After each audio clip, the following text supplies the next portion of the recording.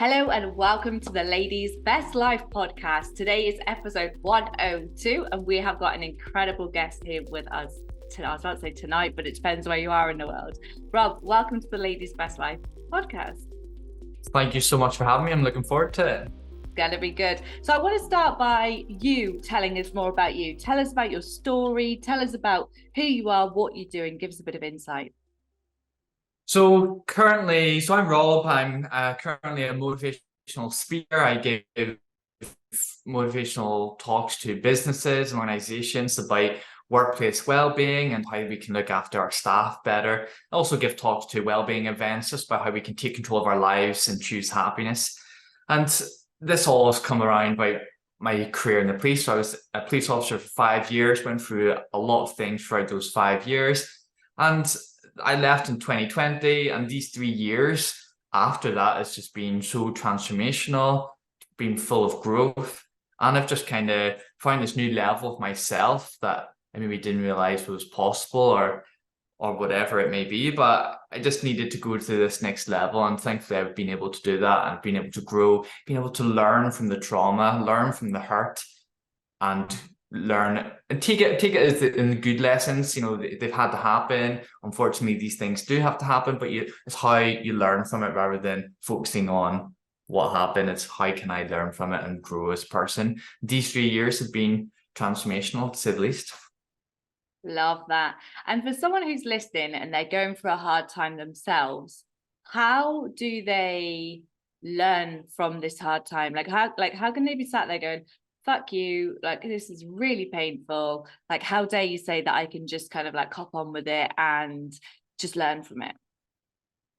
It's it's so important to feel how you feel in the moment. So when I talk about take things as lessons rather than just things that are happening to you, I mean, like, yeah, shit happens in your life, and that's unfortunately just the way life is. But you've got two ways to look at it. You've got either it's happened for you or just to you.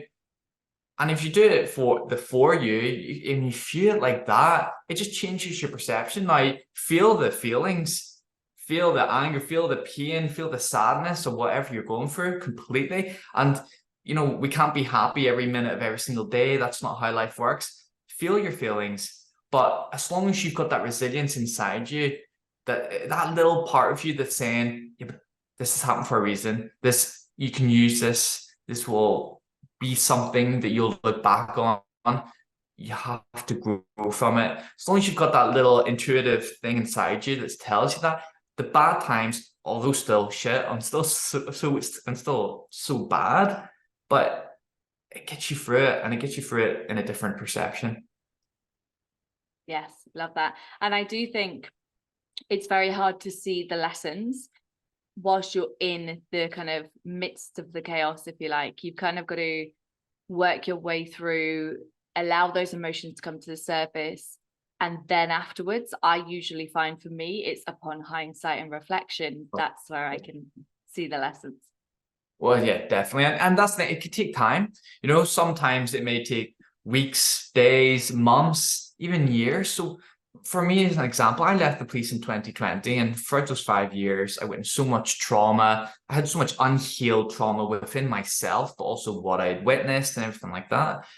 I didn't heal that first month I was away from the police. It took a year for all of a sudden the PTSD symptoms to start coming on me. I didn't realize what was happening at the time. I was like, what's happening? Why is all of a sudden these things coming to me? But it takes a while, and that took a year. Literally a year after I left for these PTSD symptoms to come. I was getting flashbacks all of a sudden. I was like, what is happening in my life?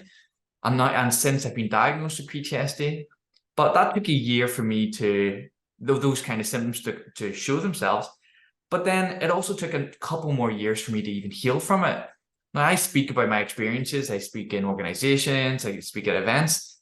I've only done it this year, because if I did this podcast with you last year, I would be in tears. I wouldn't be opening up about certain things because I couldn't do it. I could not open up about it.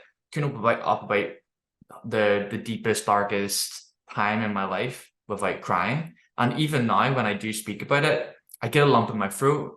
But I've grown and I've been able to do it. So, as you say about the hindsight, yeah, hindsight's a wonderful thing. And looking back, I look at these things, I'm like, they've had to happen. I've grown from it, but it's taken a while. That took years for me to actually realize how important these things were in my life.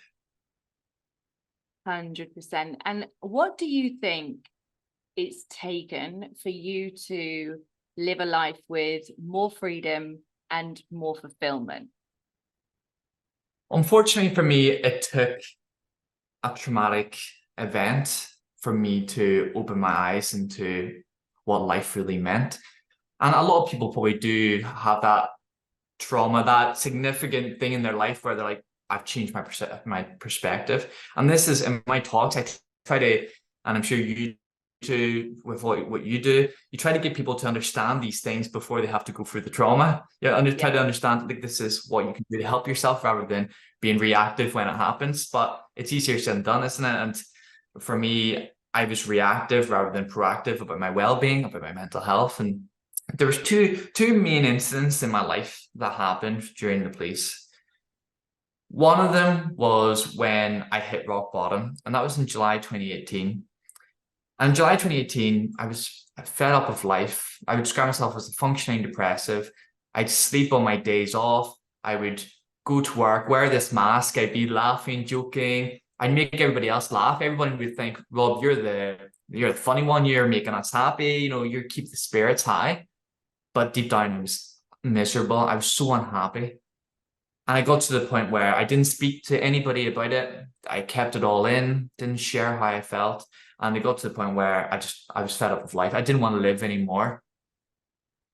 And decided I was going to take my own life. And on the day that I wanted to take my own life, thankfully, I was saved. And I was saved by my dog, because my dog looked up at me and I looked down at him and he gave me a big lick. And that lick saved my life, because I thought to myself, how can I leave you? Who would give you that love and attention that I would give you? And I saw somebody that needed me in my life. And I'm here today because of him. Now, although he saved me from that day and what I was going to do, I didn't magically get better. That unfortunately, it wasn't as a full-on awakening as you'd maybe think, but I feel like it just got a reason to live. So it was transformational in that sense. But a couple more years went on where I was still unhappy, still very depressed. And on my last ever shift, or what would be now my last ever shift, I witnessed a young male take his own life. And I was there for him as he took his last breaths in this world. I was unable to help. I was unable to save him, and just had to watch him die. It was a really difficult thing to do. 5 hours later, roundabouts, my colleague had a heart attack on shift and died. And I was there as the paramedics were giving him CPR, unable to help, unable to save him. And I watched him die. And my colleague had 29 years service, 1 year left until retirement. And he would tell me about the plans for the future and what he was going to do with his wife, the traveling they were going to do. And that was the transformation in my life, because I thought to myself, why am I putting off living a happy life for tomorrow when tomorrow might not come? That pension, well, once I get that pension, I'll have that freedom, get that good police pension, and then I'll do all these things. That's not how life works. And I thought, I've already wasted 5 years of myself in this career that made me unhappy. Why am I willing to do one more day living an unhappy life? And it changed my life. And I have to be thankful for my mind. Now, our minds are so powerful that my mind transformed.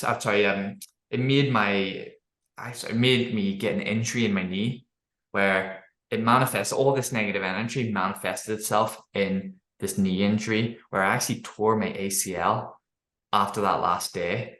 I didn't tear my ACL by falling or tripping or playing sports. My mind tore my ACL because it made me stop. And I had to take 5 months off work from the police.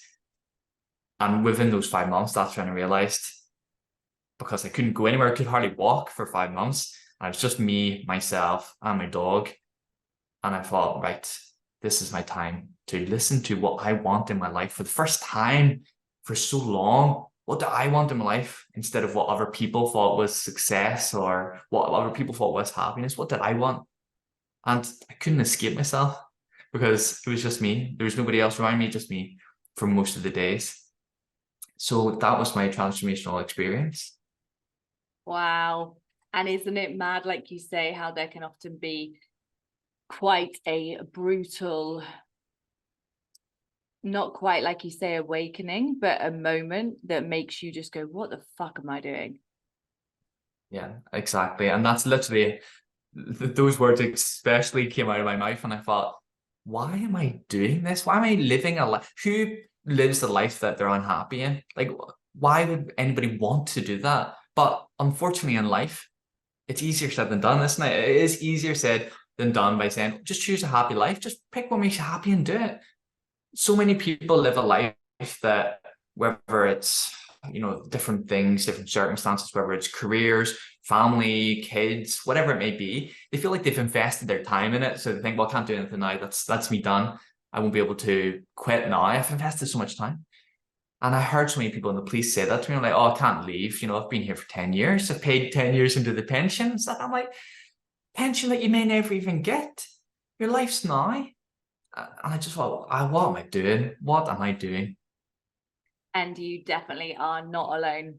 There are so Yeah. many people who are doing it. And, I work with women who are feeling stuck a lot of the time. And a lot of the lack of freedom that they experience is created by themselves. Yeah. Yeah. And societal expectations, like you said about. Exactly. And that's society expectations. So in my talks, I talk about happiness, and I say happiness and success is an opinion. Your family is going to have an opinion of what happiness is. Your friends have an opinion of what happiness is. Society has an opinion. Social media has an opinion. And then your opinion. And guess what? Your opinion's the only one that matters. Don't listen to what everyone else says is happiness or success. What's success to you? Because it's going to look different. What's happiness to you? Because it's going to look different. What do you want in your life? And be brave enough to say it may be different to every single person that you know. It may be different to what society expects. But if it makes you happy in this one life that you've got, you go with it, because no one else will make your happiness a priority. So you need to do it yourself. You need to focus on you and what you want. Life's too short. And I was shown that, unfortunately, the hard way. And throughout those 5 years, seeing people dying left, right, and center, having to tell mums, husbands, wives that their person is no longer going to be here because they've had a crash, they've died doing whatever. And I just thought that for those 5 years, it really made me think about the preciousness of this one life that we've got. So why don't we just choose happiness in it? And I know it's easier said than done, but that's what I'm trying to get out there now. Just like one life, what makes you happy, and focus on it. Yes. Yeah. My story is very similar, not similar, but I had a wake up moment that was like, you can't wait. You simply cannot wait. Like, you can't wait for retirement. You can't wait for even tomorrow. And it doesn't mean be reckless. It just means really embrace what you've got. So you've mentioned the word success a lot. So how would you say, one, you are successful? So in what way would you say you're successful? Okay. And then the second question is, how did you make that happen? So for me, I'm somebody who's very hard on myself. So Matthew McConaughey's thing of my hero is me in 10 years' time, I really believe that, because I don't want to be 100% proud of myself today, because I feel like I want to be proud of myself in 10 years. And then in 10 years' time, when you ask me who your hero is or are you proud of yourself, I'll be like, no, in another 10 years' time, I'll be my hero or proud of myself. And I like that way of thinking. And that's just how my mind works. So this word success, I do kind of connect that with maybe it's down the line, but I think maybe that's more pride. I'll be proud of myself when I don't think I'll ever be proud of myself. I'm not saying that's a good thing, because I feel like people need to acknowledge what they've done in their life, and I can acknowledge it, but I've also got that thing in me where I'm so hard on myself that I'm like, well, like I can acknowledge what I've done. And like I'm on this podcast, I've acknowledged my transformation since when I joined the police and stuff. And I can acknowledge what I've done. I've done a TEDx talk. I speak to organizations, absolutely brilliant. But I also think, well, I'll be proud in 10 years because I don't think I'll ever will be proud of myself. But that's okay because I accept that. You know, I accept that that's who I am as a person and I acknowledge that, but I still celebrate the little wins because we really do need to celebrate the little wins. But success for me is, it's about going for your core values. What are your core values in life? My core values: freedom, spontaneity. I love to travel. You know, these things are so important to me.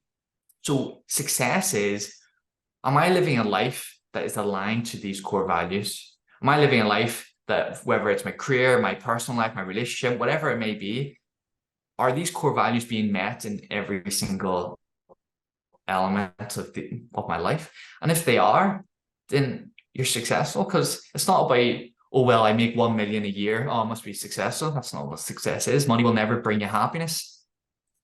But what do you want in life? What fuels you? What makes you you? And if you can say that your life is, you're ticking those core values in everything you do in your life, you're successful and you're happy. Personally, that's what success is to me. Following something that you're passionate about, but understanding what it is and going for it. That's what success is. And what was the second question again? And how did you make it happen? How did it make it happen? I made it happen. So like when I talk about core values, and I say to people, every decision you make sure that you're aligned to your core values. I didn't do that in the police because freedom and spontaneity are not two things that are what the police will bring you, not in the slightest. But at 22 years old, I never asked myself what my core values were. Now, I knew who I was as a person. If you asked me, Rob, what do you like? I'd be like, I love freedom. I don't like being told what to do, blah, blah, blah, whatever it may be. I knew that. But there's a difference between understanding it and also and living by it. So I didn't follow those core values. And the 5 years that I didn't follow my core values, although not meaning to do it, I now realize I wasn't doing it. But when those 5 years were going by, I was so unhappy. So when I was left the police, I set down my core values. And what are my core values? And I need to make sure everything from this day aligned to them. In the space of 2 weeks, I quit my job. I ended a relationship that I was in at the time, and I sold my house in the space of 2 weeks because all of a sudden I had clarity. So how did I make success happen? I made success happen in my life because I understood what I wanted in my life, what I wanted to be, who I wanted to be, where I wanted to go, where did I see myself in 5 years? And it's the first time probably in my life when I was just actually sat down with myself and thought, Rob, what do you want? Don't care about what anybody else wants. What do you want? And by following what I wanted in my life, that's how I got success in terms of what I'm talking about with success. That's how I brought it in my life, by just following what I wanted in my life. Beautiful. Love that. And imagine if we've got some, 20, 22, 25-year-olds listening to this and they're going, yeah, you know what? Like, what are my values? Because a lot of people don't know. So, do you still struggle today? Struggle, mental health, struggle with, what do I struggle with today?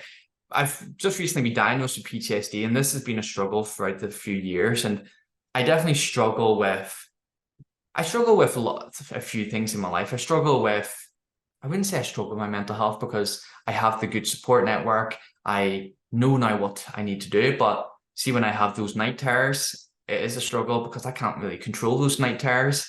I just go to sleep and then wake up and be like, wow, what did I just dream about? This was shocking. And sometimes it's stress related. So I'm having a stressful day. All of a sudden a night terror will happen and the PTSD will then exacerbate itself. So I probably struggle in terms of managing it fully, in terms of managing the stress levels so those night terrors don't happen. I struggle with probably what I've just said about being proud of myself. I am hard on myself. I struggle with accepting that I've done my little wins. My partner will probably definitely tell you, Rob, you need to celebrate your little wins more. And I don't celebrate my little wins as much as I should. And I fully understand that. But I also accept that, sometimes, it may be a struggle to some people in some eyes because they might like, no, it's so important that you do. And I do believe it is important. But I also accept it to myself that I can also get by without celebrating them as much as I should. I still should celebrate them more, but I don't celebrate them as much. And I probably struggle with trust. That's one of the things I struggle with. Look, like 5 years in the police, you're dealing with, unfortunately, the worst things in society. You see the worst in people, and seeing the worst in people really affects you. Now, I have trust, unbridled trust with certain people in my life, but in terms of friends, yeah, a lot of the time I don't let a lot of people in.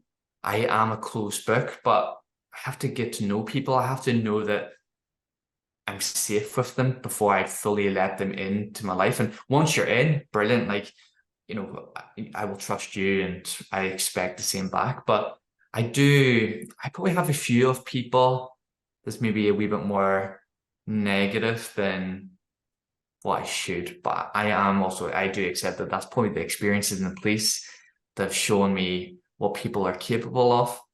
And I'm not even just talking about the bad guys, I'm talking about the colleagues and everything, the gossip culture that existed and stuff. Like, I've been unfortunately in organizations where the culture stinks. The culture's awful. And the toxicity that exists really does kind of put you a dent in your faith in humanity because you think, why are we doing this? So they're probably things that I struggle with in my life. And so going back to the first one, and thank you for being so honest, because it's not always easy, right? It's not easy because it's like, oh my God, like if I'm vulnerable, if I'm honest about what I struggle with, will people think less of me? Will I have, less authority, if you like? And obviously you're doing motivational talks and you're speaking to businesses. So thank you for being so honest. From the stress side of things, because obviously stress seems to have a direct impact to night terrors, PTSD. What do you currently do to help with your stress? Because obviously we're all going to go through stress, pressure, overwhelm. So what's your current, like we say in the coaching club, like a toolbox? Do you have a toolbox for it? So for me with stress, like I've got a good relationship with stress where I think the 5 years in the police has really gave me a lot of experience of handling stressful situations. And I do believe that we all have a unique thermostat of what we can allow stress into our lives. Some people, it may be lower than others. I could probably handle a wee bit more stress before it's overwhelm or before burnout, whatever it may be, but I'm aware of it. Now, for one, I think my partner's really good at kind of keep me in check where, right, should we go for a walk? Shall we take a break? Shall we do this? Because sometimes when I get focused on something, I could be at it all day, just like looking at the computer, like I almost just get so lasered focused on that one thing and I can't let it go. So having a support network, I think is really important to just kind of remind you, right, you need to take care of yourself. And I think for me in stress, like I can handle a certain level of it, yes. But I also, going to the gym, working out is so important for me and my stress levels. When I ever do feel frustrated or stressed out, I go to the gym, do some weights, whatever it may be, and I come back and I just feel a lot lighter. I just think, right, there's a wee bit of clarity now in certain things.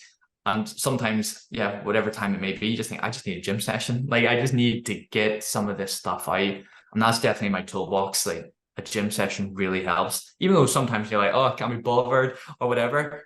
The benefits of it for me, I'm like, yes, I need to make sure that I keep doing it. And I broke my rib last week and I've not been to the gym for a week. And I'm already feeling like ants in my pants to be like, oh, I need to get exercise in. Like, I feel more stressed than usual.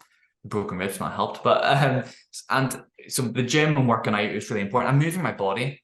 Yeah, I go for walks, get my steps in.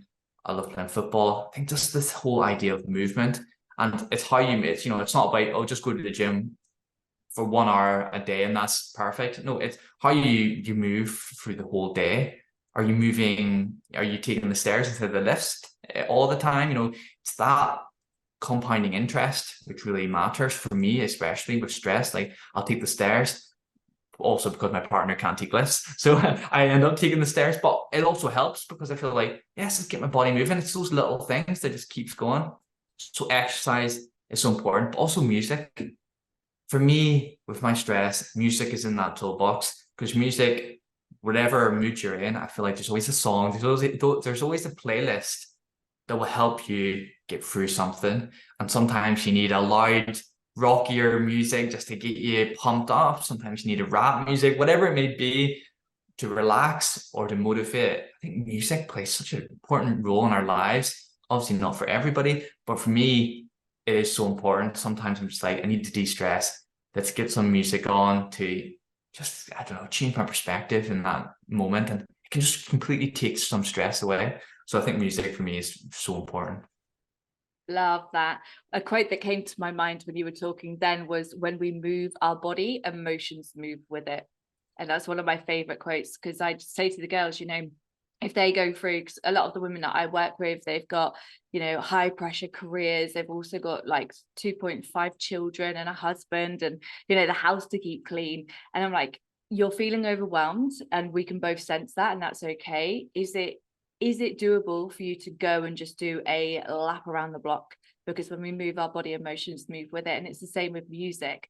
Another favorite things that we do is the power of the big five.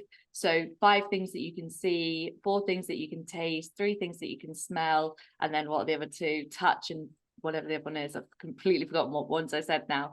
But yeah, so tapping into your 5 senses. So if we Yeah. are to zoom out and look at your life as a whole, obviously look at the progress that you've made, look at how you've created your own definition of success. If we were to take everything into consideration of your potential, so that future version of you that you mentioned about, for them to be proud of you now, and that would be like a 10 out of 10, for them to be like, I am so proud of you, Rob. What number would you say you are between 1 and 10?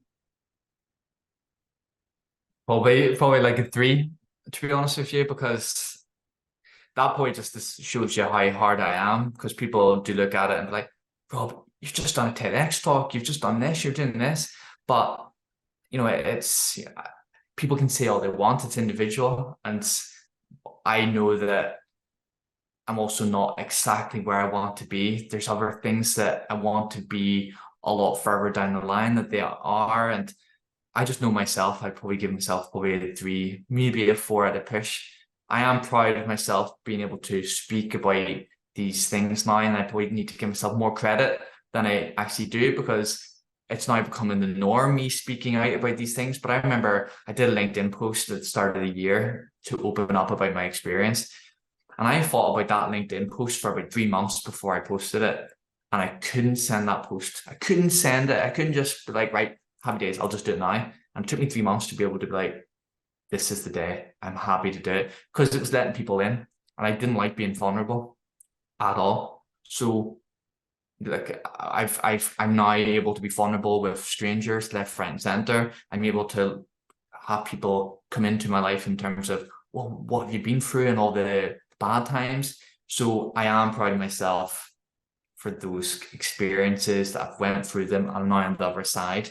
But in terms of my life as a whole, I also think there's more being done. I want to help more people.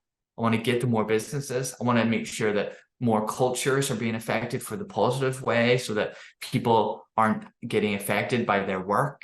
Like, work can't make you happy, because you also need to be happy in your personal life. But my goodness, work can make you unhappy. So yeah, I would say there's so much more I want to do in my life, and this is just the beginning. So it's work in progress. Love the honesty again. So we're at a 3. I'm going to give you a 3.5 out of 10, because you did mention 4 like a couple of times. Yes. So I'm not Yeah. going to be cheeky and steal a 4, but I'm definitely going to get a 3.5. Can we explore that a little bit more? Can I ask you some questions? Go for it. What's in the gap? And I don't mean of things that you've got to do. I want to remove the doing kind of like actions. I want to think Okay. about from a psychological or a being side of things. What's in the gap between you going from a 3.5 to a 10? I think, look, for growing up, I've always been very hard on myself, but I've also had my dad being very hard on me my life. I played football and he would always tell me the things I didn't do right in a game rather than the things that I did do right.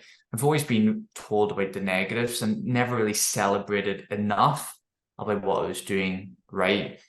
And this comes down to, and I know a lot of men especially are like this, that they want to make their daddy proud. It's that they're chasing that proudness for a parent, especially a dad. And my dad's no different. And he pushes me, and he pushes me in the right way, because as he always says, like sometimes I'd break down into tears growing up, be like, why are you so hard on me and stuff? And he would say, because I know what you're capable of. I just want you to see what you're capable of too.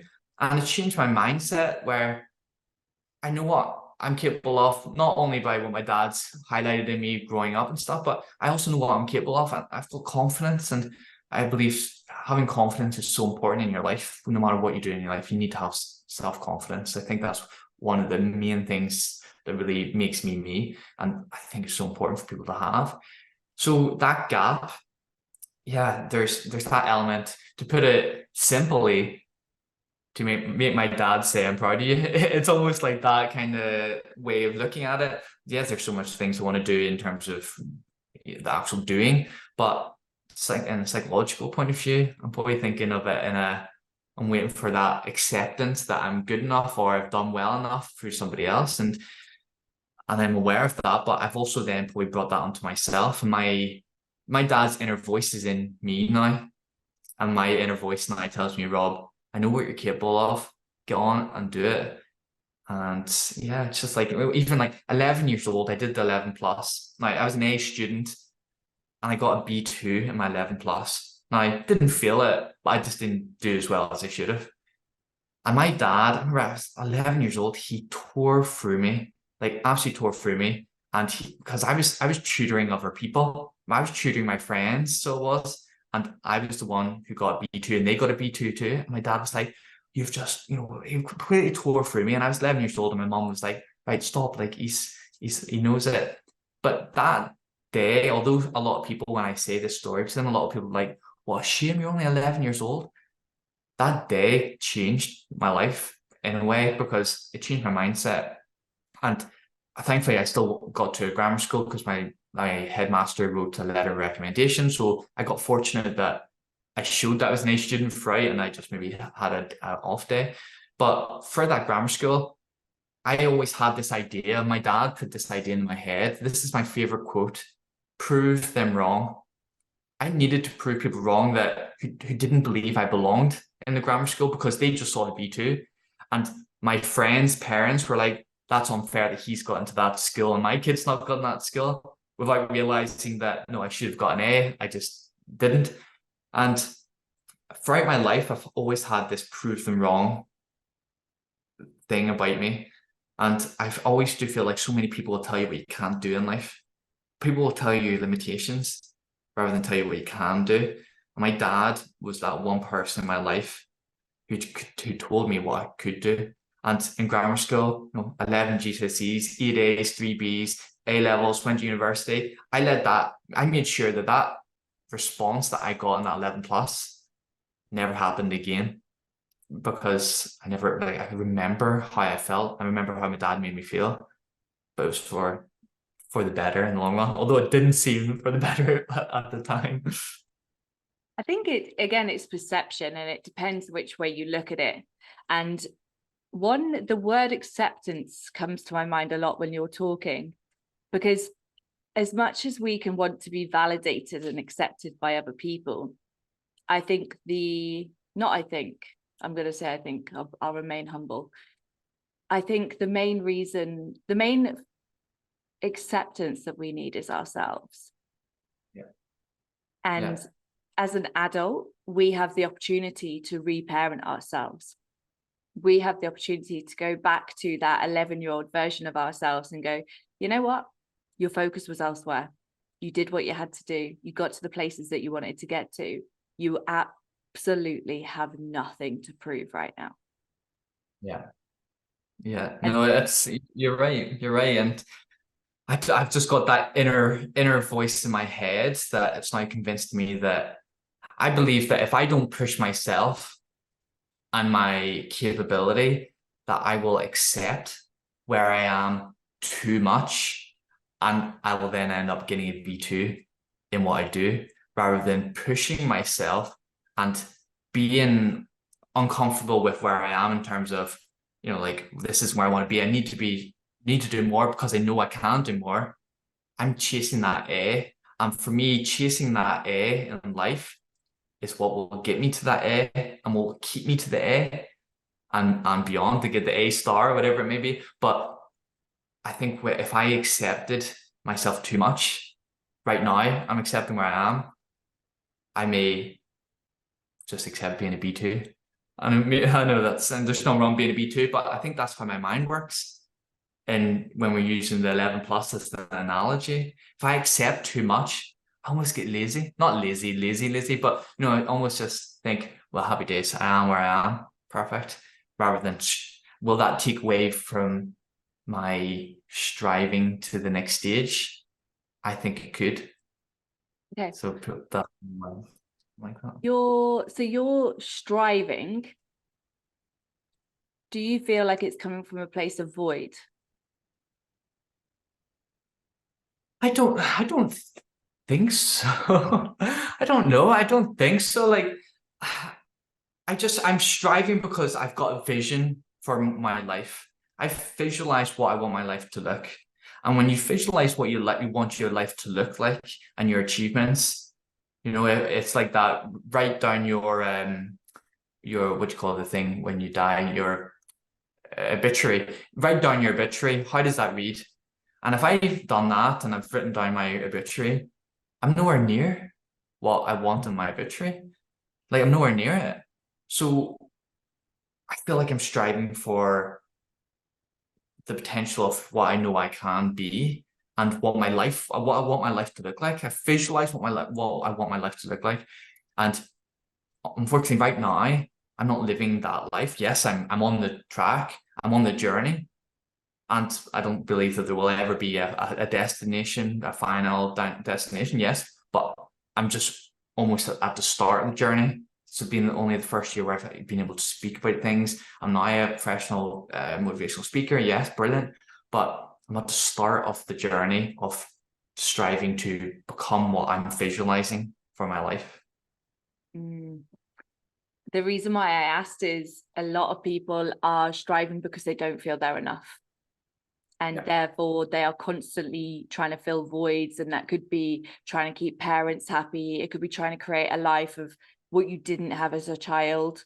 And through a lot of therapy, it still does bite me on the ass a few times, but the majority of the time, because I'm super driven as well, I drive from a place of abundance. So it's from a place of opportunity. It's from a place of, pleasure, growth, and like seeking how to be better, but no longer at the cost of myself. And also being able to fully accept myself as I am right now, whether it be with the A or the B. I don't know how your school did grades, but mine was not like that. It was either an A, B, C, or D. But yeah. And it's looking at the levels of acceptance, right? And I just find this is all, super powerful. And this is the stuff that we cover inside Coaching Club, not to this quite like level, but it's looking at, what is it that we don't accept in our lives, and what are we trying to run from? A lot of the time, the women I work with, they aren't accepting the fact that they need help. Sometimes they're not accepting the fact that they, have struggled with certain things. So there's many different kind of avenues. So what I want to know now, final question from me, and then you're more than welcome to ask some questions or whatever you would like to do. What would you say if you could go back and speak to 11-year-old Rob? Yeah. And give him something that he needed to hear over this past X amount of years? what would it be? What does 11-year-old Rob need? See, it's difficult because I believe that everything happens for a reason. I believe that I needed to hear what I heard growing up. I had very supportive parents and everything. My life was what it was meant to be. And without that B2, without that experience, without me being told certain things, I wouldn't be here where I am today. So would I tell 11-year-old me anything differently? But before the 11 plus, I could tell him, kick up your backside, do this instead. But I think I needed that experience. I needed that young, unfortunately. I did probably need that young. But in terms of maybe what I've wanted to do in my life in terms of football, I think what I would say to my 11-year-old me would be get comfortable with being uncomfortable. Because in football, I played for good teams in back in Northern Ireland, and when I got uncomfortable, I retreated to go to a club where my friends were at, even though I was at a better club. I was at one of the best clubs in Northern Ireland, but instead I retreated because it was the easy way out. And unfortunately, my dad was hard on me, like, we need to do this, but my mum allowed me to make that decision because it made me unhappy. But I think it was not that it made me unhappy. It was just I was uncomfortable, really uncomfortable with being uncomfortable. And I think I needed to be a little bit more comfortable with just different people, different surroundings.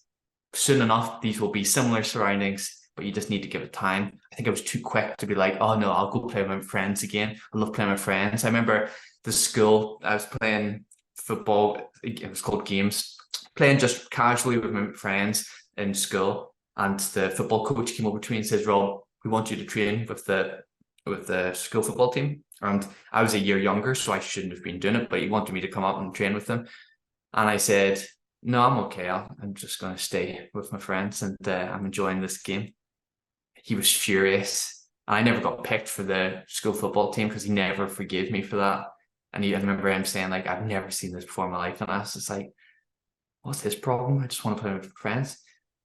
I think it was because that over there, the older guys, 2 years older than me and a year older than me, I was like, oh, that was uncomfortable. But playing with my friends, where I was I was definitely the best. I was comfortable with that. Did I fear being not the best with other people? Potentially. I think it probably did fear. It's great being the best at something when you're surrounding yourself with other people and you're like, well, I'm the best at it. But I've also now known in my life, get comfortable being around people who are more successful than you. Because then, although it can be uncomfortable sometimes, it can also drive you. It's so important that you surround yourself with the right people in life. And I've definitely learned that especially starting from the 11 plus, by surrounding myself with people who are bringing me down rather than growing me. So yeah, I would say, Rob, be comfortable being uncomfortable. I think that's a good one. That is incredible. And it's one of those things that will probably imprint in your mind now moving forward, and be like, when the, shit gets going tough, you can be like, remember, we said we we're going to be comfortable with being uncomfortable. So how do the listeners find you? What is the best way for them to get in touch? What is it that you could help them with? Yeah, give us some insights. Yeah, so if you go on to my LinkedIn or my Instagram, which is Talking with Rob, have a look at my stuff. So I do give motivational talks at events. I also give it to businesses, talking about culture and happy staff, how staff can look after their well-being. I've spoke to people about that, and I had a friend who said that their organization was a little bit wary of it because they didn't want their staff to understand what their dreams were and quit. And I was like, right, okay, that's a bad organization. I'm not telling people to quit their jobs. I'm just trying to understand how we can be happier staff, because happier staff are 13% more productive. Happier staff will lead to a more successful business. And this is what I'm trying to get out there. So look at my Instagram. You can get me on LinkedIn, just Rob Hosking. And I also co-own a well-being magazine, which is called Rise of Happiness, where we share people's stories. So it's every normal members of the public stories, but also celebrities stories, and everybody writes their own articles. So we had like Sky Sports presenter Simon Thomas, an ex WWE wrestler, ex Premier League footballer, talking about their mental health journeys and their journeys to growth and happiness, and also everyday people. And it's just that bring that all together, like we're all the same. We all go through shit, but we're all the same underneath. And they write it all themselves, which is a really unique way to do it for a magazine, because seeing people actually write their words and their stories just themselves is really, really powerful. So do that, but it's also got expert tips and well-being advice from coaches and everything like that in the magazine too. So yeah, riseandhappiness.com, that's the business, or Talking with Rob. You find me on Instagram, and if you want to recommend me to a business or anything, please do. Amazing. Thank you so much. And do you have any questions for me? Is there anything that you would like to ask, or are we all good to wrap up? No, well, now I'm interested. What would you, I know obviously I don't know what happened with different ages, but as a young girl, what would your advice be? What would you tell a young you? I would. It's hard, isn't it? I just always go back to, in my office back home, I've got a picture of me at 4 years old, and that was a really pivotal moment for me as a kid. So I can look at that and connect a bit better. But mine would be,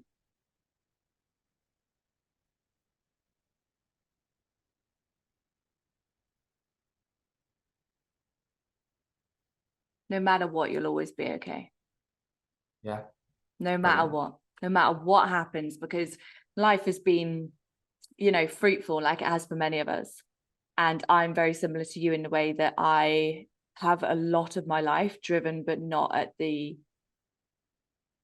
from a place of abundance. I've always like overworked. It's come from a place of insecurity and lack, queen of the burnout and all those crazy things. And it's because I had to prove something, because my dad walked out when I was 4, and I thought I was the reason why he did. So you then have this belief in your mind that you have to prove yourself, that you have to do something, because you're not good enough as you are. You're not good enough without the A+ or whatever it's called.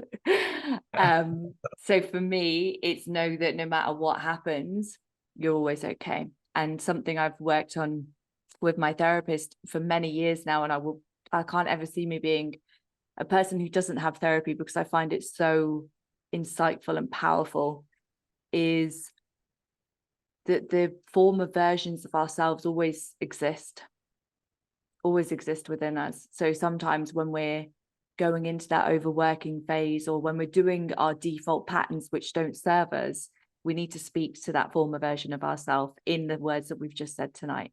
So powerful, right? Yeah, it is. It's very good. Powerful episode in general. We've got I know great it advice.